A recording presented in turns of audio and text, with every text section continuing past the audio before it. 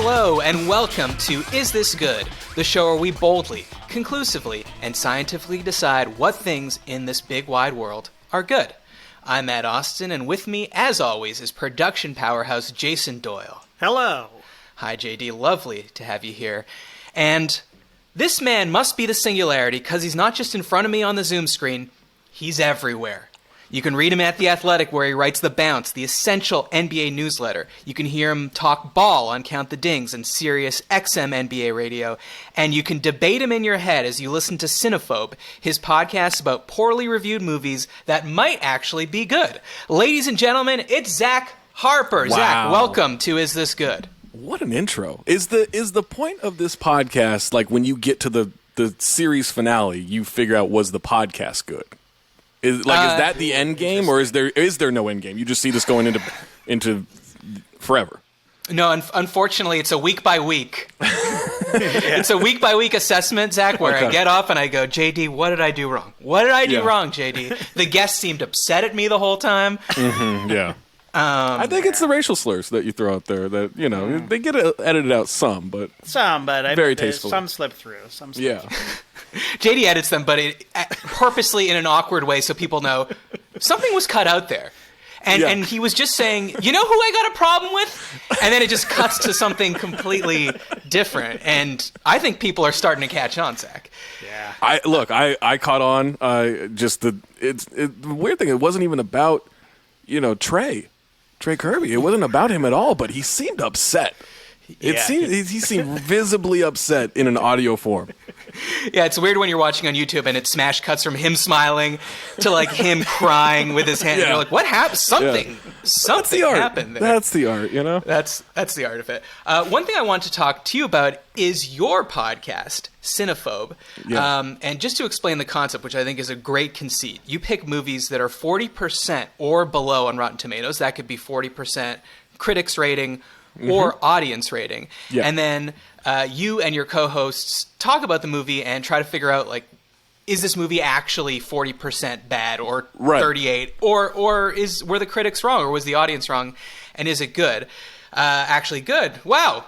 You're kind of stepping on my show now that I think about it, Zach. Shit. It would be, could you just say all movies are meh from here on out? I mean, we do at the end say phobe or files, and phobe, is bad, and file could be interpreted as good or just rewatchable. Rewatchables. No, you can't say that either. Shit. JD, you see how they're doing? Yeah. They're not just saying good and not good. They have their own language. They're saying phobe or file. Why can't we do cool things like that on this show? Because I'm simply not cool. That's it. Like, you can't do it. That's the thing. When you think of me, you think cool. Like, it's just, it's synonymous for sure. Yeah. Yeah, we got three cool bearded men on this podcast. People are loving it. Yeah. Okay, so this is my question. So I listened to the episode where you did Can't Hardly Wait. Oh, yeah. Because that is a favorite movie of mine. Now, I haven't seen it since it came out, but seeing it in theaters in, I believe, 1998, I was probably 15, 16. It was an important movie to me. And one thing you said was, we've been waiting to do this movie till it drops below 40%, and it just dropped below 40%. So my question is, you're telling me that there's freaks out there that are reviewing a 25-year-old teen comedy now, and Rotten Tomatoes is like, sure, we'll aggregate those scores, we'll put those in. We actually, for the Disclosure episode, I don't know if you remember that sexual romp with Demi Moore and Michael Douglas. Yeah, sure. Nipples like pencil erasers. That's a line from that movie. Wow. Yeah, that's a great pull. So we actually had some shenanigans with that one because there were a good number of audience reviews, but it was at 41%. And so we just told our audience, like, just give it a negative review. We got to drop this thing to 40. It's a super horny movie. We want to do this movie, but we're not going to break our standards because that opens up a whole Pandora's box. And so we actually got it down to 40% briefly.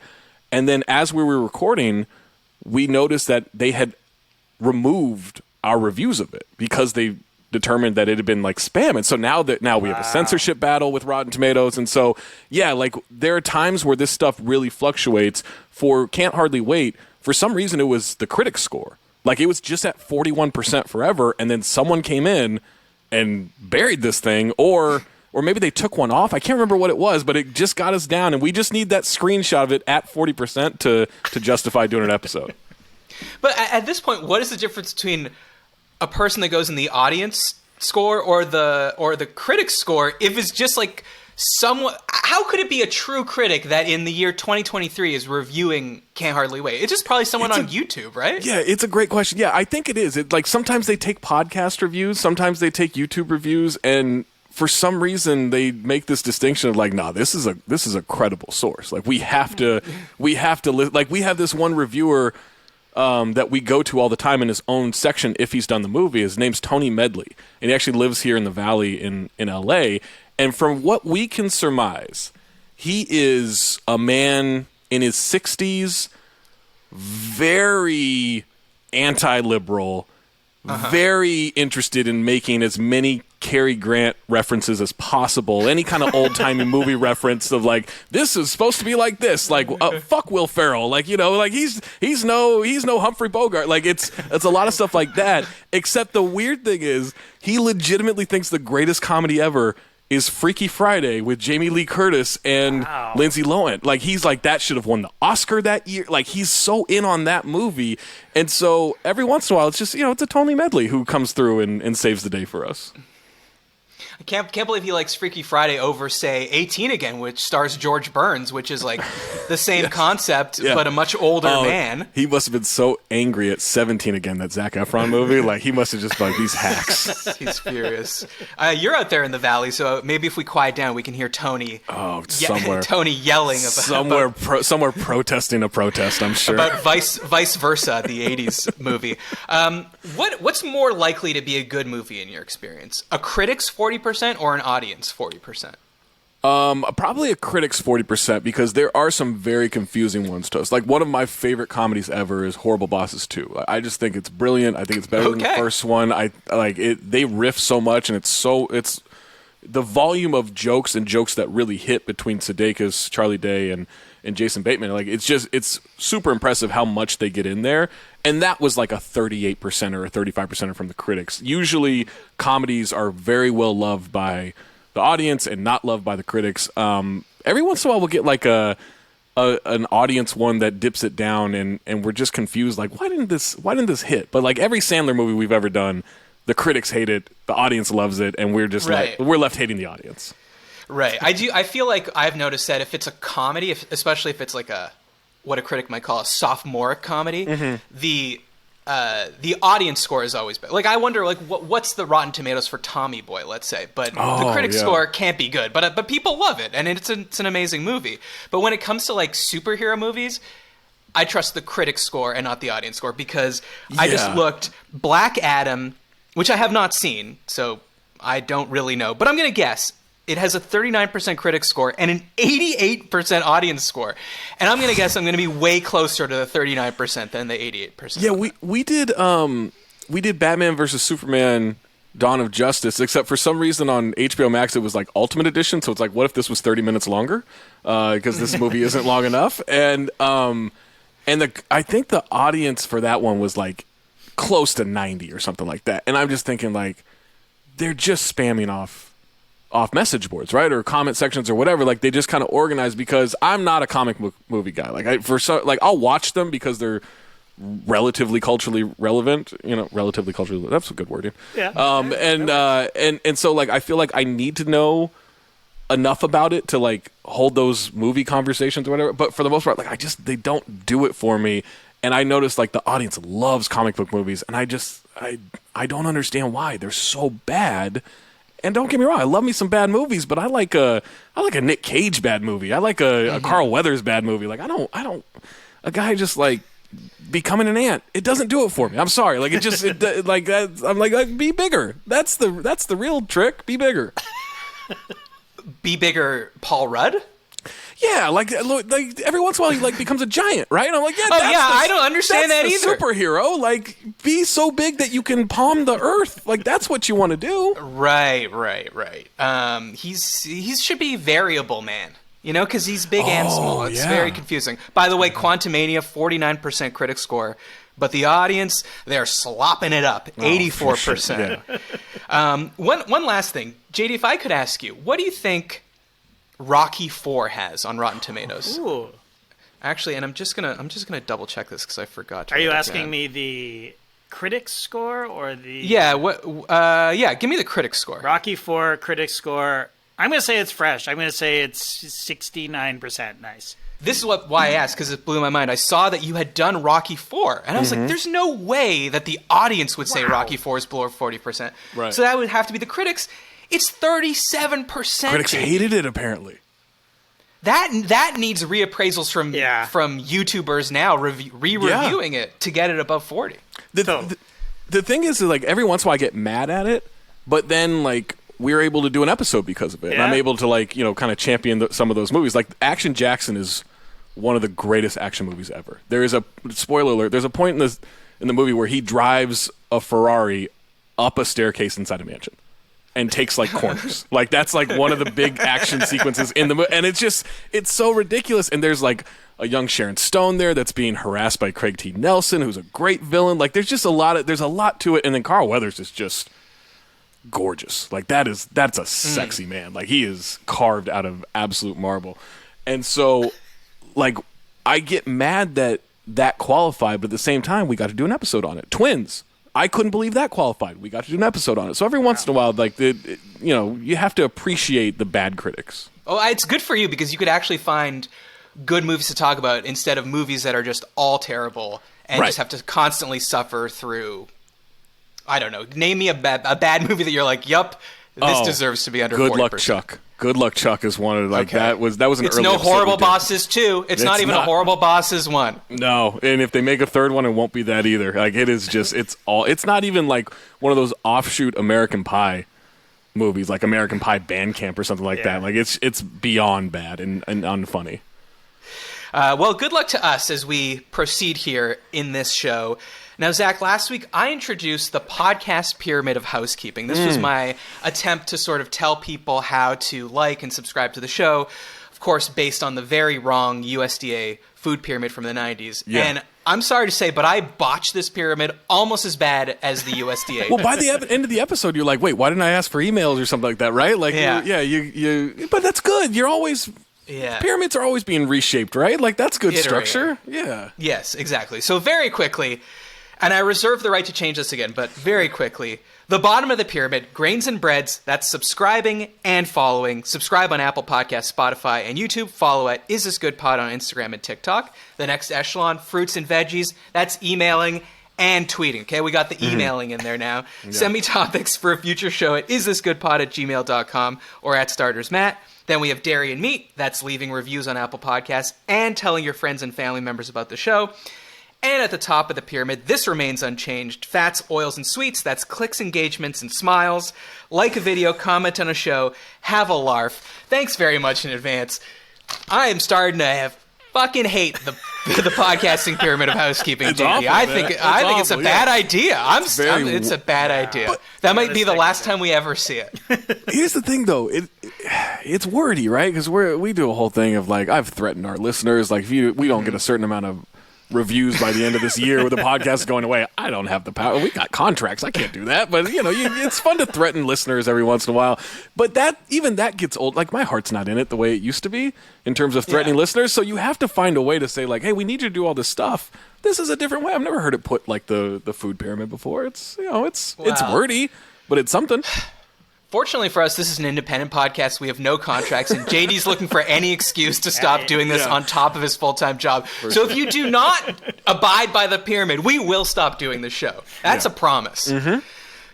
Okay, Zach, the premise of the show is very simple. I'm going to give you a topic, and you're going to tell me if it's good. Here we go. First topic. Mark S. and Andrew R. ask, free dessert at a restaurant as an adult. Is this good? So you know the scenario. You're going to a restaurant. Let's actually separate these. You telling them it's your birthday, so you get a dessert. Ooh. Let's start there. Well, hold on. We have to break that down. Is it your birthday, or are you trying to get one over on this Chili's? No. You can't go into a Red Lobster and start lying. People do it. They lie, by the way. It's not endless shrimp. There is an end to it. Like, they're lying. So, okay, so it's a tit for tat scenario. Yeah. I would say 2 wrongs don't make a right in this scenario. Yeah, I'm going to definitively say if you are lying to get a free dessert, that is definitively bad. Mm-hmm. But let's say it is your birthday. So this is a weird, like, kind of, it's like a faux humility thing. Like, I don't like making a big deal about my birthday, but I like it when people make a big deal about my birthday. So I don't want to have to prompt that. So I'll say saying like, hey, it's my birthday, by the way. Also, like, are you eating alone? Are you on a date? Are you in a group situation? Like, if you're eating alone, like, that might be good because you kind of need it in that scenario, right? Like, you need someone to come up and acknowledge your birthday at that point.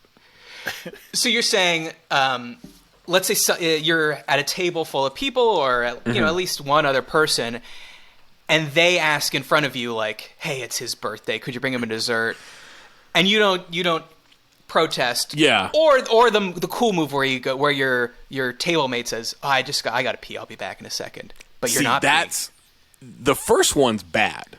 For them to say it in front of you, I think that's bad. That's awkward for some reason to me. Like, I think the good move is almost patronizing. Yeah, it's like it's this little fella's birthday. This little guy. Like, I remember I was 16 years old. I was visiting my aunt with my mom. We were in Yuma, Arizona. We were in some Arizona place.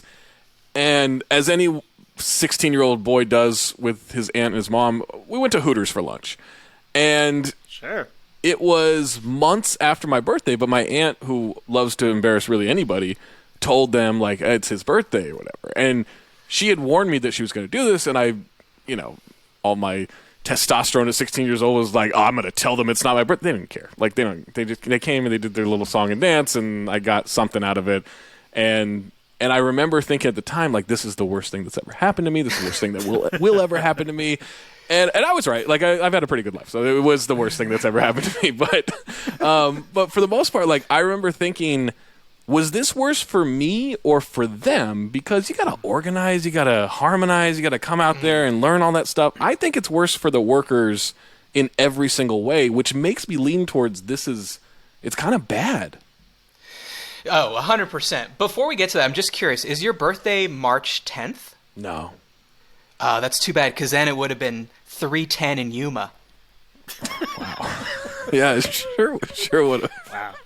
It wasn't. You can't deny. You can't deny March, that. Though. We were in March. I don't. You can't tell me. You can't deny it. It could have been the 10th. It could have been. It was, because I do remember it was. Yeah, it was about a month and a half, 2 months after my birthday. So yeah, it was. Yeah, damn. Okay, JD, don't edit that out. No. I appreciate that.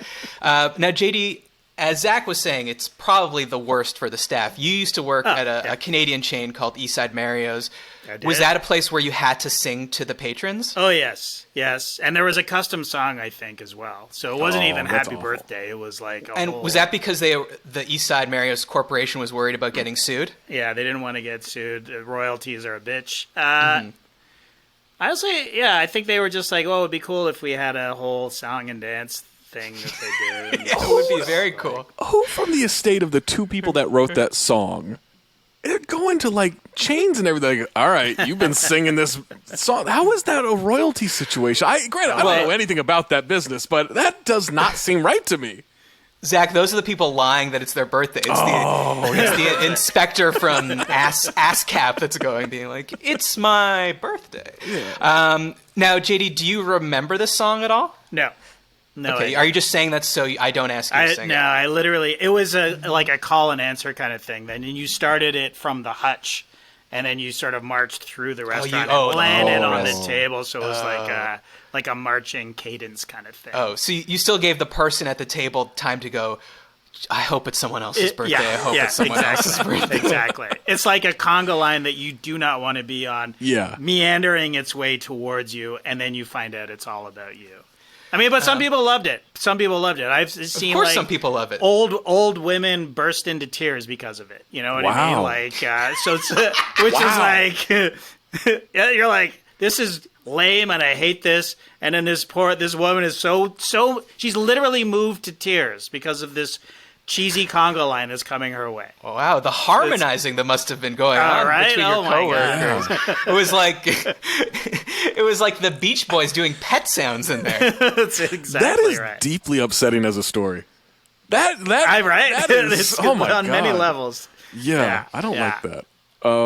That's bad. I do wonder now that, because I don't know if you knew this, Zach, but there was a case where they decided that Happy Birthday, the OG Happy Birthday, is now like public domain. So Yeah.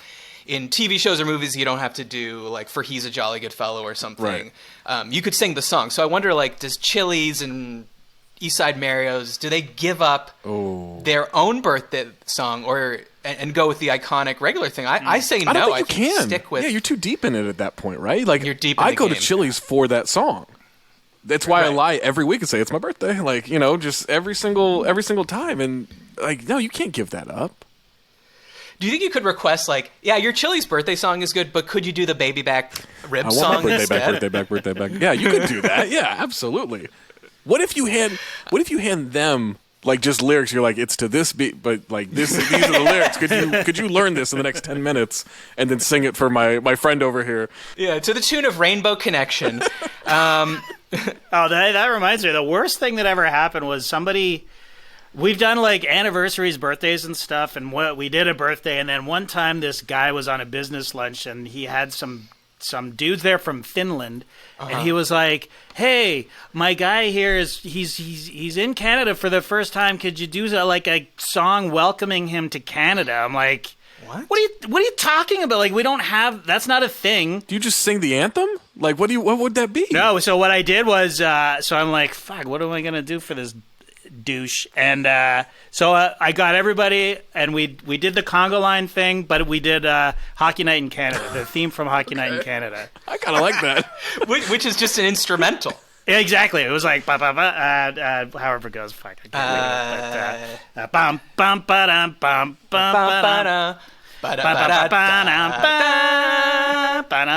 Anyways, he loved it, but it was just like happy birthday. Yeah, exactly. What if he hated it? I hated myself for doing it and for like acquiescing. I should have just ignored him. But he was my table. Like I was like, and he was like, "Huh? Is it coming? Is it coming?" Like in front of the guy, and the Finnish guy's like, "I don't need this. I don't want this." And Scandinavians don't tip anyways, so I don't know. You were going to be screwed. Exactly.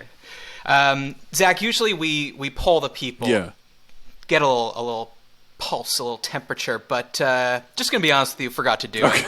I was gonna do it last night, but my internet was out. Yeah. You know, we're having some storms in the city of Los Angeles. Yeah. I was like, I'll just do it in the morning, and then I woke up and I got involved in 10 other life and work That'll things, happen, and yeah. a plum forgot. Wow. Wait, let me ask a question on that. Shouldn't you be allowed to pick your own dessert? I don't like the restaurant that just gives you, like, here's our molten lava cake. Like, what if I don't like that? What if I don't want that? Now I've got to blow this candle out. I've got to wait for this embarrassing song to be done, unless it's Hockey Night in Canada. And then I've got to, like, pretend to eat this thing that I don't want to eat. Like, I know you can't ruin the surprise, but that's something where the person who is putting that in for you, right, saying, like, hey, it's my friend's birthday or my boyfriend's birthday, whatever, they've got to then be given a choice of desserts. Because it's always, I mean, you never choose. Every time I've said, like, hey, Well, it's they're their trying birthday, to give you the cheapest thing. yeah, but that's bullshit. I don't like that. Okay, what do you want then? You don't want Love a molten cheesecake, man. lava cake? Nah, man, it's too. The hype of it is. Maybe I. First of all, what was it your 5th birthday, and was it 1986? Who's giving you a molten lava cake? That's a big plot point in the movie Chef. Thank you very much. With Jon Favreau. Oh, you're right. Yeah. You're absolutely right. Yeah. Oh, right, and he complains that it's from the 80s, right? Well, yeah, okay, I think it does. But he also said, like, it wasn't that good. It wasn't that good. So, yeah, I love a cheesecake. I wouldn't mind some kind of apple crumble thing. Like, give me some variety here. I don't just want this crappy molten lava cake, and when it should be something more modern. Well, Zach, your party is free to pay for whatever dessert you may want. That's true. That's your cheap-ass friend. And also, why don't you celebrate at the Cheesecake Factory? I'm pretty sure there's a high probability they're going to give you cheesecake. It's a little on the nose, guys. Like that. If we go to the Cheesecake Factory, I know that they're going to do that. So, no, I want to, got to be surprised a little bit. All right, let's move on here. Ned M asks, texting before calling. Is this good? So this is something you see more and more. Instead of just picking up the phone and calling someone, you text them first and say, is now a good time to call? When's a good time to call? What do you think about it? Is that respectful, professional, courteous, cowardly? How do you feel Let me about tell you, we really have to be sleeping together for just a cold call. Like, I don't enjoy being on the phone. I definitely prefer a text of like, hey, do you have a minute? Just wanted to like go over something. Or, hey, you mind if I call right now? Have 10 minutes or whatever. I really don't like being on the phone.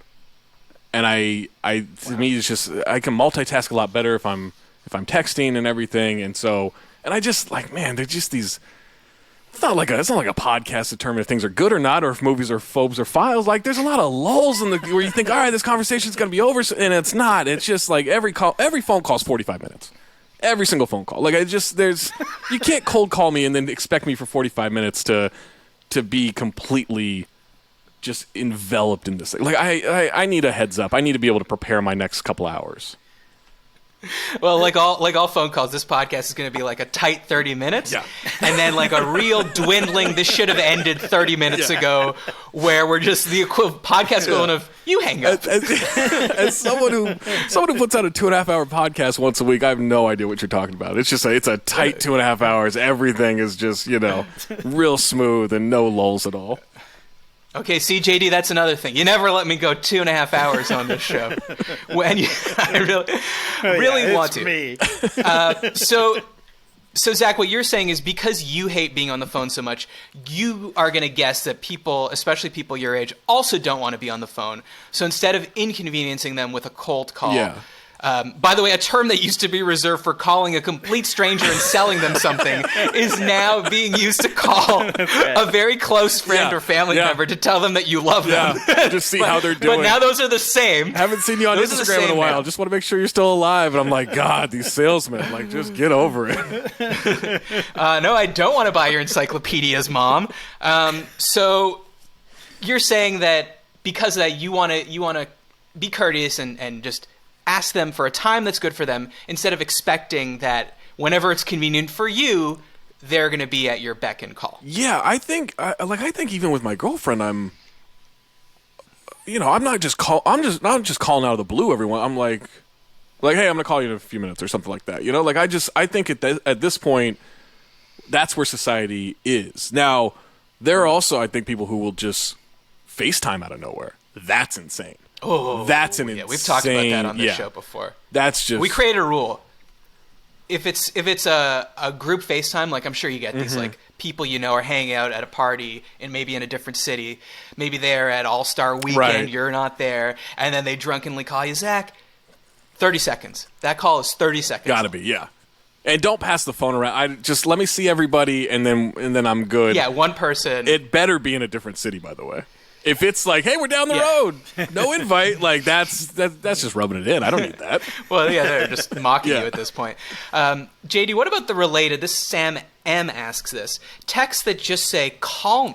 Oh, the worst text you can get. Okay. Honestly, like. Because you get scared. Yeah. That sounds like an emergency to me. And by the way, I got 2 cold calls yesterday. From me? No. Well, one was from Tass Mellis. Okay. Disgusting. Wow. I loved it. What? I loved it. Wow. Oh, so you're saying texting before calling is bad. Oh, I get it. You have social skills. Like, not everyone loves that. Yeah, I'm of a different generation, I think. I think anybody younger than me, I would definitely text them and say, hey, you got a minute? But anything my age or older, I'll cold call them. But yeah, Tassie called me. I'm like, hey. Tassie calling me. Yeah, Rachel, you won't believe who's on the phone. It's Tassie. I'll be back. I'll be with you in 45 minutes. Yeah, that's true. Tass doesn't know how to end a phone call. He talks in a low voice, and it's a lot of, yeah, Right. So...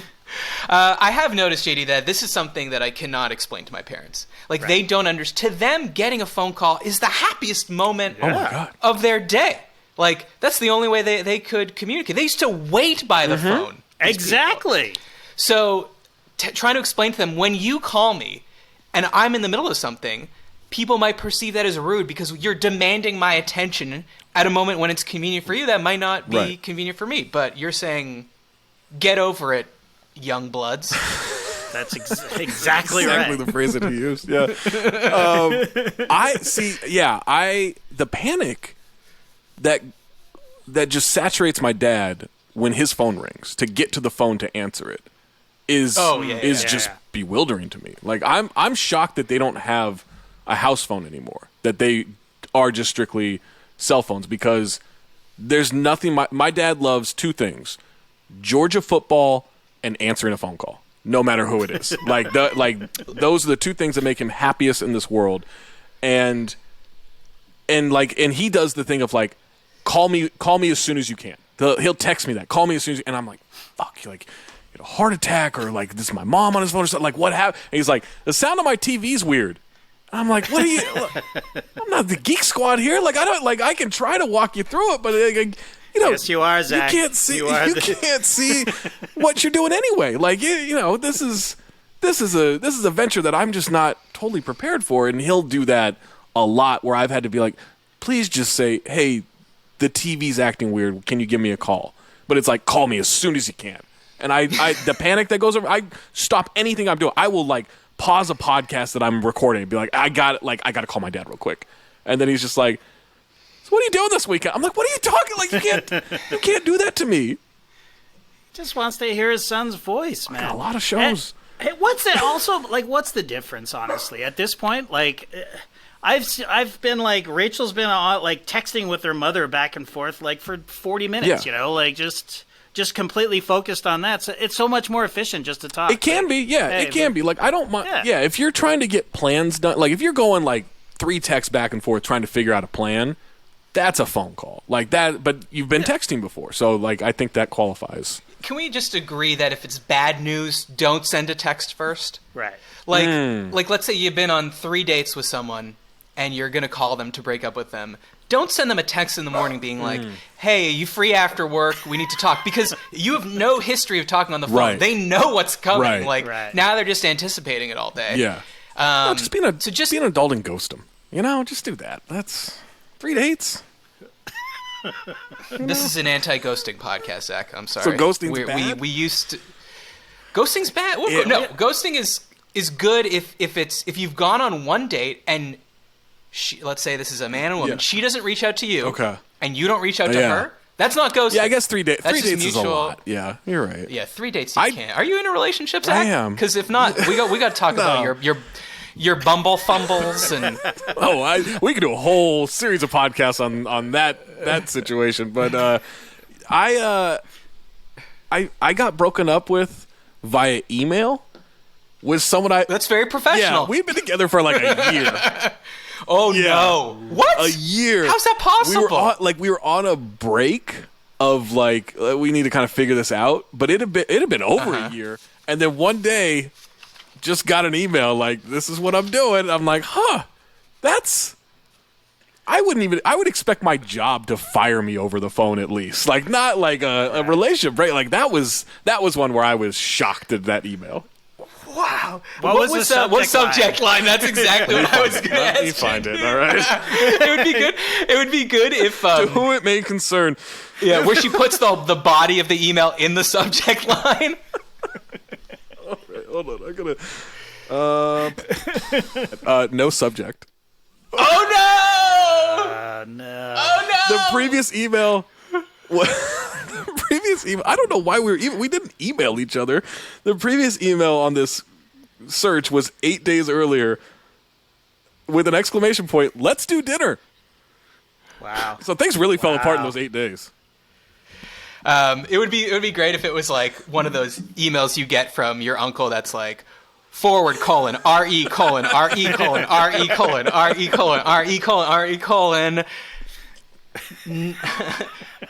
RE: Next steps. This is we live in an age now where like cargo pants are like good again. They're acceptable again, fashion wise. Mm-hmm. Do you think? Very hot right now. Think young people will eventually get back to like calling, like liking to be on the phone? I do think that is one thing that's not going to come back. Okay. Because as I've noticed, like I used to be an on the phone guy all the time. Got the parents coming to me saying, "Look at the long distance charges." Oh, wow, yeah. Okay, back when they used to log every call.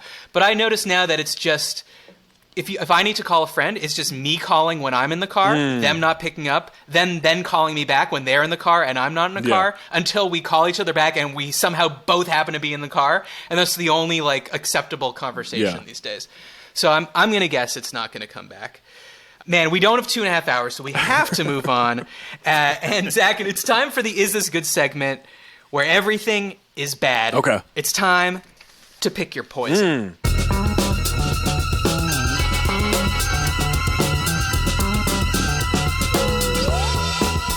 So here's how it works. I'm going to give you 4 related options that are all bad, and you have to pick your poison. So you got to pick whichever you consider the least worst option. Okay. But there is a right answer. So today's category, in honor of your podcast, Cinephobe, is going to the movies. Oh, okay. Do you still believe in the power of the theater-going experience, Yes, by the way? Absolutely. I'm still very much a theater goer. Okay, good. Then this is a great question for you. So number 1, the front row. The night before your wedding, you get nervous. To take your mind off the big day, you head to your local cinema and buy a ticket to the latest blockbuster. Yeah. But there's only one seat left, and it's in the front row. And you crane your neck so much that the next day it's frozen in that upturned position. And when it's time to give your vows, you can't look your wife in the eyes. And people don't know about the whole movie thing, so they just assume you're a snob with an upturned nose who's so over it. And even though you spend the rest of your lives together, her family never gets over their hatred for you, because her pappy says he can't get into trust to no one that don't look their lady in the eye when making a promise. That's how he talks, yeah. That's how he talks. Okay, that's number 1. Okay. Number 2, the friend date. You take me to see a movie, and I add to the experience by whispering interesting tidbits I'm gleaning in real time. Hey, Zach. I think Ed Norton's supposed to be Elon Musk, and Bautista's supposed to be Joe Rogan. Yeah. Did you know that Kate Hudson's mom is Goldie Hawn? I can tell you, I'm already not picking this one. This reenactment is murder to me. Well, and it's weird because they don't have the same last name, and her dad is Kurt Russell, but they don't have the same last name either. But, like, what if you combine those two names, Hahn and Russell? It would be like Kate Hustle. You think that's why she chose Hudson? Because it sounds like hustle? Long tidbit. This is... To be clear, it's just me and you in this theater, so only you are being annoyed by this. Yeah, but that's my biggest concern. That's yeah, that's true. Hey, Zach, you know that song? Hey, pretty thing, let me light your candle, 'cause mama, I wanna hang around. Yeah, that's Kate Hudson's husband. He's in the Counting Crows. No, we can't go see a Kate Hudson movie. No, we can't. No, Knives Out 2 is off the table. All right, number 3, sexy time. Okay. A couple next to you is making out pretty aggressively, and you can kind of ignore it. But as you get deeper into the movie, you see arms and hands going all sorts of places. You look over and notice, is that Uncle Joey from Full House? Oh my God, is he with Canadian teen pop sensation Alanis? Yup, it's 1993 and you're about to witness the famous Go Down on You in a Theater moment immortalizing You Ought to Know, Alanis Morissette's lead single from her 10-time platinum album, Jagged Little Pill. Yeah. Sure, you did see history, but why didn't you move, you pervert? You're a real sicko, and I want you to know that. I'm 11 in 1993, so that's real weird. You're about to learn about the birds and the bees. Okay, 4. Shh. A group of dastardly teens behind you is chatting during the commercials. It's okay. It's just ads. They'll stop when the lights go down. Uh-oh. The trailers are rolling and they're still talking. You think about shushing them, but maybe it's fine. Surely when the curtain opens those 4 extra inches for some reason, they'll settle down. Oh God, now they're cheering loudly during that stupid Nicole Kidman AMC thing. You think about turning around and saying, you know what feels good in a place like this? Shutting the fuck up! But you give them the benefit of the doubt. 15 minutes into the movie, they're not stopping. You want to avoid confrontation, but you think, am I still a man if I fold for my principles? You can barely pay attention to the movie as the voice in your head repeats, you coward. You always do this. This is why everyone walks all over you, you sad, spineless wimp. They keep talking, and you do nothing, because you're pathetic. The movie ends, you go home, and cry yourself to sleep. And as the tears hit the pillow, a sound finally emerges from your lips. Shh, you whisper. Shh. Everything's gonna be all right. Okay, those are your 4 choices. So it's time to pick your poison. So I don't get to actually shush them, right? No, you don't. Wow. Because you're a spineless coward. Right. I just at the end of the night just. Yeah, it's a tough one. So just a quick recap: you're sitting in the front row, and your wife's family hates you because you can't look her in the eye during your wedding. Can't be getting to you nobody. Take me to the movie, and I whisper in your ear dumb shit that no one wants to hear. 3, you're a pervert that watches Alanis Morissette go down on Dave Coulier, and you don't tell them to cut it out. And number 4 is just an internal monologue of how much of a sad, spineless wimp you are, because you don't have the guts to shush a mob of unruly teenagers. Okay, so pick your poison. I'm immediately cutting out you whispering tidbits to me about Kate Hudson and being a spineless jellyfish coward in the theater with all these teens and their ruckus noise and everything. Those 2 are out. Okay. Now, so it sounds like you don't like noises during the cinema. I don't love noises during a cinema. I don't like watching a movie with someone and they just want to talk through the whole thing, even at home. I'm like, are we like? I'll just keep pausing it. Like that's bothersome to me. I'm gonna pick being a pervert and watching Dave Coulier and Alanis Morissette get at it as my poison. With look, it was an empty theater, but I had sex during Jurassic Park 3 in the theater. Hey, so that's it plays to my perverted nature in some way. Wait, Jurassic Park 3? Yeah, the 3rd one. Well, Taya Leone gets us all a little excited. It was William H. Macy for me. Like that's the one that got me going. Yeah. Okay, well, I'm doing the math. I think you weren't that old, so congrats. I was of age. I want to say I was like 19 or something like that. I think it came out in 01. Based on what you told me, how old you were on the 310 to Yuma, I don't think that math adds up. When did it come out? I thought it came out in 01. 2000. Oh, so I was 18. Oh, maybe it was 2001. Maybe you're right. Okay, you're 18. Yeah. That's great. Hey, that's when I first had sex too, Zach. That's the only time I've had sex. Wow. I can only get it up when Jurassic Park 3's on. Yeah, same for me. Let's high five. Okay, cool. Maybe we're the Joe Rogan character in this movie. JD, what are you feeling for this one? Zach's 100% right. It's very, very easy. Plus, you get to see history. Exactly. I know, but every time you tell someone, then you sound like a pervert. You're sitting right next to him? So what? Yeah. Zach just told us he had sex in Jurassic Park 3. I mean, it's fine. It's fine.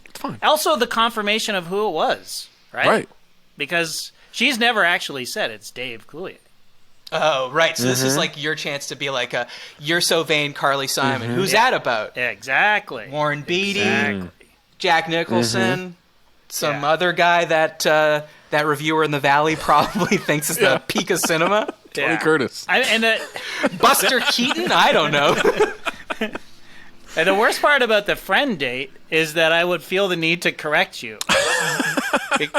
Because Kate Hudson's father is not Kurt Russell. Oh wow. So you're just lying. It's Bill Hudson, actually. Oh. So Kurt Russell raised her? Wow. Well, then that makes a lot of sense. That does make a lot of sense, yeah. Oh, so Kurt Russell... Not that's on Kate me. Hudson. Yeah. That's on me. But now now you have to correct You also didn't correct me that Chris Robinson wasn't in Counting Crows. He's in the Black Crows. That's it. Yeah. So I have plausible deniability that I was joking about that. Yeah, just shtick, right? That's just shtick.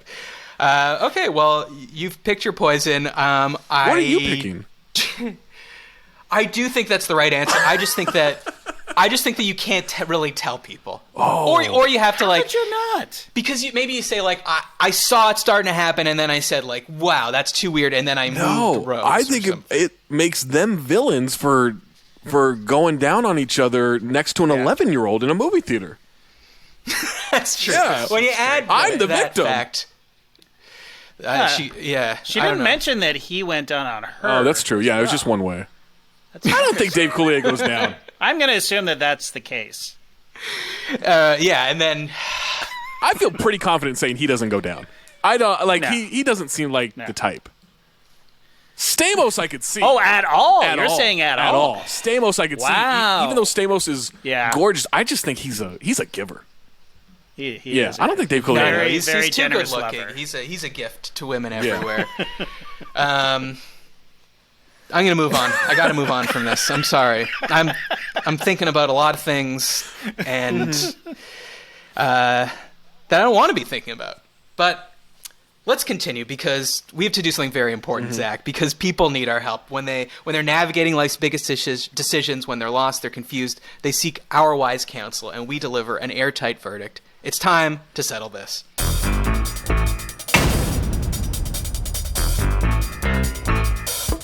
So, reminder, if you need advice or you found yourself in a quandary, email us at isthisgoodpod@gmail.com, newly added to the podcast housekeeping pyramid. We will help you just like we're about to help this person. Zach and JD, take a deep breath because this is a long one. Okay, here we go. Hello. I need you to settle a long-running debate in my friend group that has led to countless arguments between bickering men now in our late 30s. Some years ago, my brother had an extra ticket to a Neil Young concert in Toronto. His two closest friends, Sean and David, were equally interested in going. To pick who would go, my brother decided they should compete in a game of Animal House. How do you play this game? You watch the movie Animal House and consume as many beers as possible before the credits roll. Okay? That sounds simple enough to me. Being young and dumb, both parties agreed to the contest. We put a case of 12 beers in front of each of them, and they went to work. As we neared the end of the movie, Sean led David by a single beer. This led David, with about a minute remaining, to chug 2 beers, pushing himself to victory. Except, there's one more rule to Animal House. You cannot hurl within 30 minutes of the end of the film. About 20 minutes after, David blew chunks, automatically crowning Sean the winner, even though Sean had consumed less beer. But not so fast. A scandal was afoot. During cleanup, we found that Sean had stuffed a full bottle of beer down the side of the couch, creating the illusion that he was ahead when they were actually tied. The room exploded. Most people wanted Sean disqualified for cheating. Sean argued that he had hid the beer on purpose to make Dave think he was ahead, thus forcing Dave to drink more and eventually vomit. Many others thought this explanation was, to turn a phrase, horse plop. However, with no way to prove it and no real rule broken, Sean was declared the winner and he attended the Neil Young show, with Wilco opening, no less. Wow. What do you guys think? Who should have been declared the victor? Thanks, love the show, Dan in Toronto. Now, let me just say, I often have the experience when I listen to podcasts, when they're reading a reader email, I will zone out if it's a long one. Then I'll come to as they start talking about it, I'm like, should I 15 second, 15 second, 15 second, 15 second reverse, or just through context clues, will I be able to figure out what's happening decision, here? Yeah. So, did you zone out on that one? I lost track of the names. Primer? I lost track of the names. Okay. Let's just very quickly. Sean cheated? You're Sean. JD's David. Okay. You're competing. You, Sean, seem like you're ahead. So JD quickly drinks 2 beers. He ends up puking, which disqualifies him from winning. And then at the end, we find out that you weren't actually ahead of him. You just gave the illusion of being ahead to him by hiding a beer in the couch. How does hiding a beer give that illusion? Because you could count. Because you could count. Like, well, there's. Oh, he started with 12 got beers. you. Okay. Quick count. There's only you know 4 there. That must mean he's drank 8 beers. So maybe I should start by saying, to break it down, there seems to be only two ways to win this very stupid game that the emailer's brother invented. Drink the most beer and don't puke. Right. Or drink less beer and have the other person puke. Right. Those are the only two ways to win this game. Right. So I don't think it's cheating. I think he won by way number 2. Drink less beer and have the other person puke. The only question is it unethical to hide the beer? No, so let's start Why there. aren't you looking for empty bottles? What, like, are they recycling them immediately? Or, like, wouldn't there be empty bottles all over the table? Like, I don't think hiding the beer is even a strategy that still makes sense to me after you've explained it twice. Like, that to me is... Okay, so you hit a full beer. How does that change anything of what I'm tracking? I'm tracking empty bottles here.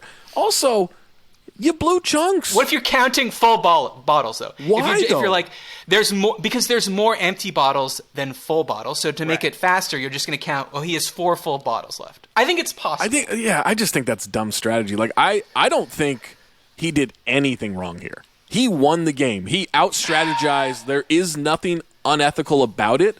Like, that is a clear-cut winner to me. He could have hid 1,000 bottles in that side of the couch, and I still think that is, 1, impressive, and 2, this other dude messed up big time.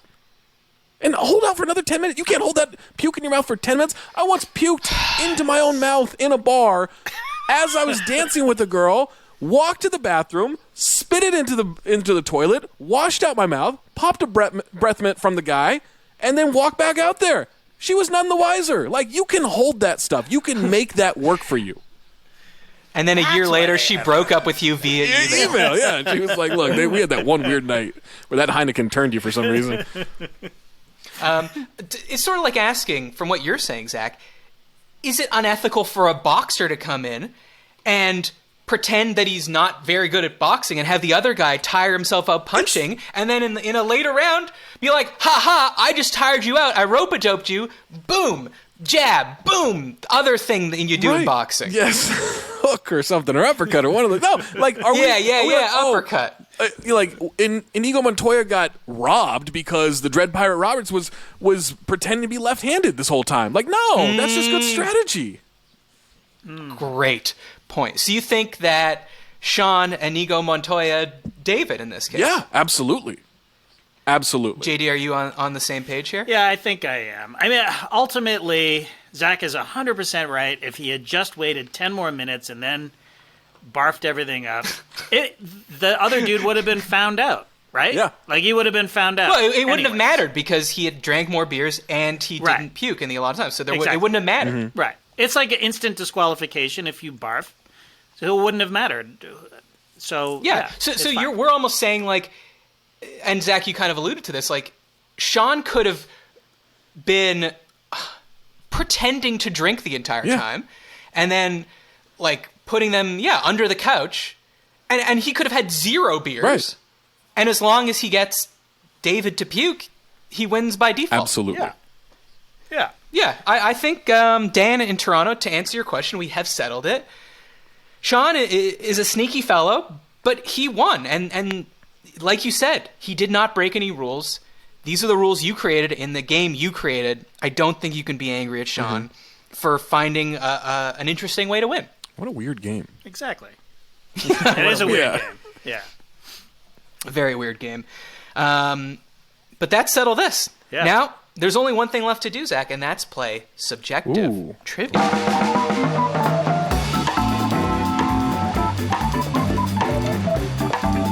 Okay, subjective trivia. It's just like regular trivia, except only I know the answer.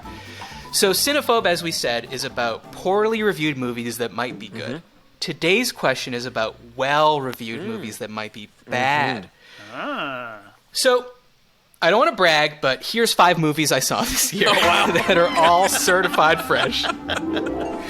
Now, I did see more than 5 movies this year, but I selected these 5. They're all certified fresh. Certified fresh is 75% or above on Rotten Tomatoes. I need you to tell me which is the worst of these 5. Okay. Now, I really want you to just hit from the hip, go with your gut, go with your heart. Don't try to get into my brain too much. I really want to know, of these 5, which you think is the worst one. So we have Top Gun Maverick. That's 96%. on Rotten Tomatoes. Everything Everywhere All at Once, 95% on Rotten Tomatoes. Barbarian, 93% on Rotten Tomatoes. Prey, also 93% on Rotten Tomatoes. Avatar, The Way of Water, 76% on Rotten Tomatoes. I do have my answer written here. So, Zach, which is the worst of these movies? Well, Top Gun Maverick is a banger. Like, that is an absolute banger. So there's no way it's that. I really enjoyed Prey.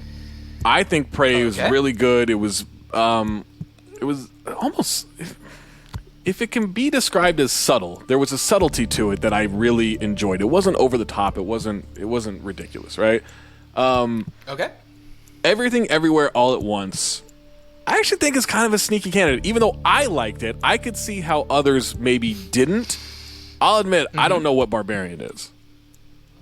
Okay, Barbarian is... then, you know what? I'll tell you now. It's not Barbarian, so you could pretend it's not there. Barbarian is that horror movie with Justin Long. Oh, okay. And a Skarsgård. Gotcha. Okay, yeah, I haven't seen that. It's got a real big now sort of momentum, tonal shift in the middle. I have to say, I didn't think it was like 93% good, but it is... I did think it was certainly better than the movie that I'm thinking of here. So we're taking Barbarian off the board. So I think there's a chance you could be going against the grain with Everything Everywhere All at Once. But what I will say, back when this movie came out on DVD, I remember my cousin was about 10 or 11 at the time, and she said, Avatar is the greatest movie of all time. And I hadn't seen it. Okay. And I said, all right, I'll watch it with you. And I remember being so upset at this child and thinking, why would I ever listen to a child? Like, I was an adult by far. And I was like, why would I ever listen to a child on an opinion about a movie? Like, hold on. Let's find out if you were a man. Had Jurassic Park 3 come out yet? Yes, it had. Okay, sick. So not to brag, but I had sex at this point. So I remember being so upset by that I will never watch Avatar: The Way of Water. I have no interest in watching this thing for over 3 hours. There's not a chance. I think it has to be that. Even though that seems like the obvious choice here, I think it's going to end up being that because there's no way it was good enough to hold your attention for 3 hours. I liken it to Sin City.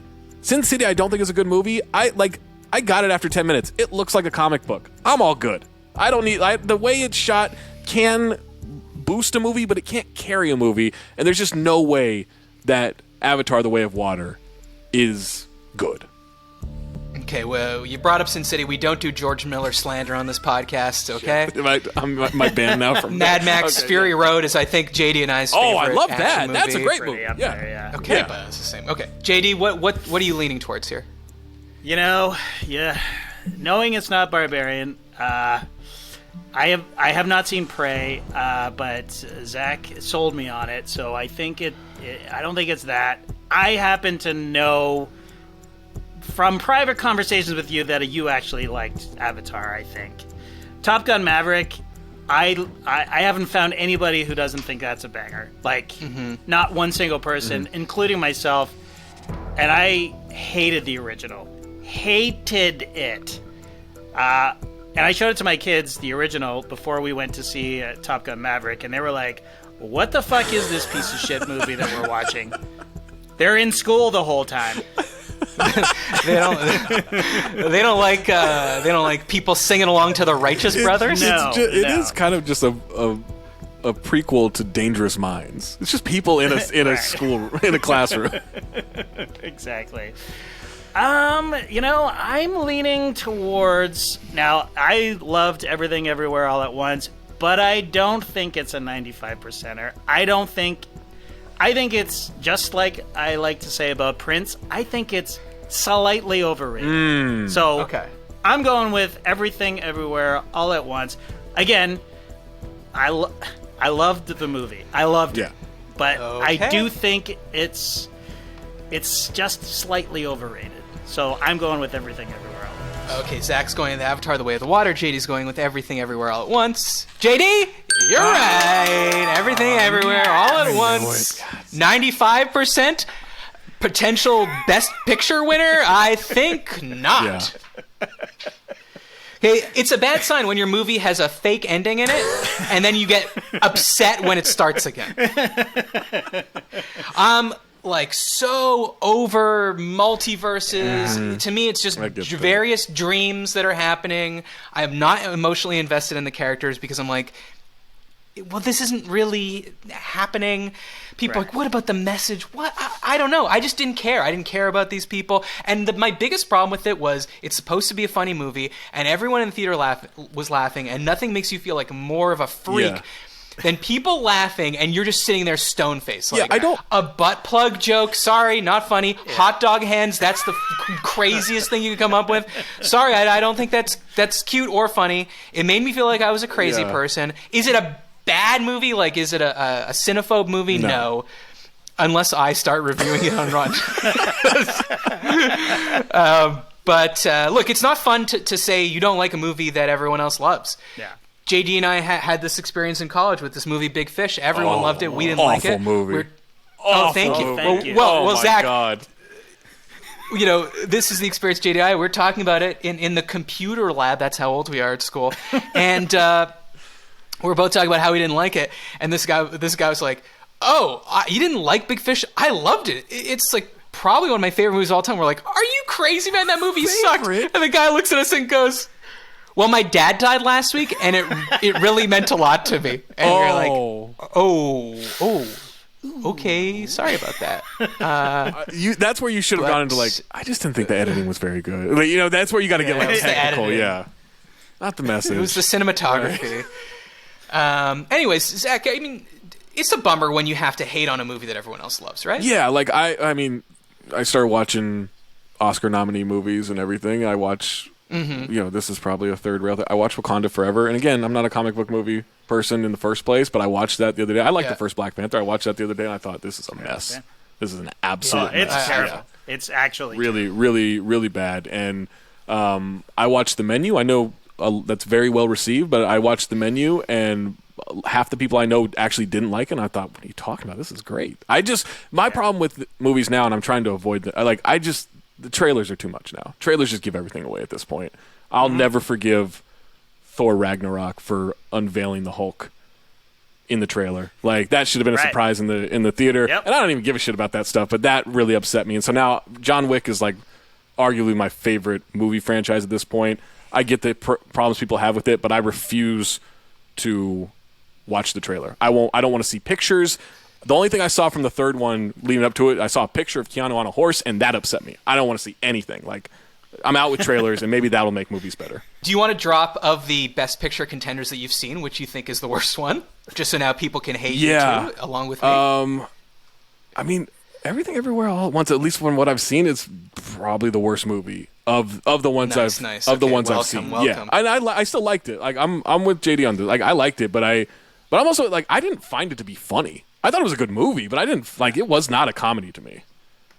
They ripped off Hot Dog. Like, Jack Black calls Tony Robbins banana hands in Shallow Hal at one point. That's all that made me think of. Like, cite your sources on that. I would have loved a footnote to pop up on screen. Shallow Hal. Zach, where can people find you? Oh, across all socials at Talk Hoops. I think everywhere you need to reach me, it's at Talk Hoops. You can read me on The Athletic. You can subscribe to the Bounce, the Essential NBA newsletter. It's free. The Athletic charges for everything except for this. This is free in your mailbox every morning around 10 a.m. Eastern, 7 a.m. Pacific time. And listen to Cinephobe. It'll take up some time. It's a fun show. Some of them are really fun. Some of them are not, but some of them are really fun. And just dropped, as of this recording, Barbed Wire. You know? Ooh. Oh, Pamela Anderson. She's in the news. She's in the news. That's kind of why we did it. But Barbed Wire with her and Clint Howard. So what more could you ask for? Can I give you a pitch for your newsletter? Absolutely. Okay. Are you tired of the only thing appearing in your inbox being breakup emails from your girlfriend of a year and a half? With no subject line. At least, like, it's why not over. Yeah. Why not subscribe to The Bounce, where we always put a safe subject line that you can reasonably be sure that when you open, the body of this email will not say, thank you for a wonderful 18 months. That's a great pitch. The only breakup you're getting is breaking up your morning with some great basketball content. The only dump you're getting... The only thing you're breaking up is those Brooklyn Nets. Am I right? There you go. Am I right with all those trades? The only dumping happening very exciting. is when you read it on the toilet. All right. If you have topics, tweet them to me at StartersMatt or email us at isthisgoodpod@gmail.com. Remember to rate us on Apple Podcasts and subscribe on YouTube, especially if you don't want to hear me go through the podcasting pyramid of housekeeping, which frankly I don't want to do ever again. You know, kind of like how I threatened our listener. You should say, like, if we get to 10,000 subscribers on whatever platform, I'll stop reading this. I'll stop taking up the, you got to give an incentive on that. I think that's a good idea. Nice. Okay, 50,000 downloads per episode. 1 million. Okay. Yeah. No matter how hard I try to bro down as the little Canadian soy boy that I am, I can't Rogan myself to 1 million downloads. All right, thanks for listening. Thanks to JD. Thanks to Zach for coming on. Thanks in advance for leaving that 5-star review. For everyone, I'm Matt Austin, and this was good. We'll see you next week.